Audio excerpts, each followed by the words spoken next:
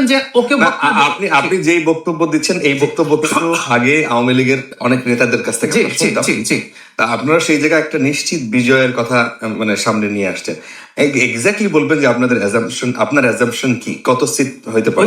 298টা ধরেন ইলেকশন হচ্ছে, এরকম পরিস্থিতি হলে ইভেন এখানে একটা প্রশ্ন আছে, বিএনপির স্বতন্ত্র আছে, স্বতন্ত্র সম্ভবত 79টা সিটে আছে, এর মধ্যে আবার ক্যান্ডিডেট বেশি, মানে একাধিক সদস্য আছে, বিদ্রোহী যারা আছে এরা কিছু সিট পাবে এবং দুই পক্ষের ফাইটে জামাত কিছু সিটে বাড়বে। তারপরে ইভেন বিএনপি 250-র কাছাকাছিও চলে যেতে পারে যদি ওই জোয়ারটা 250 ওই জোয়ারটা যদি হয়। আর তাহলে জামাত কত পাবে? আর ওই জোয়ারটা যদি না হয়, বিএনপি 200 খুব কমফোর্টেবলি ক্রস করবে। আচ্ছা, তাহলে জামাত কত পাবে?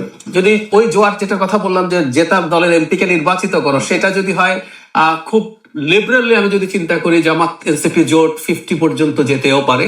আর যদি ওই ফ্লোটা তৈরি হয় তা আরো অনেক কম সিট পাওয়ার সম্ভাবনা আছে বলে আমার মনে হয়।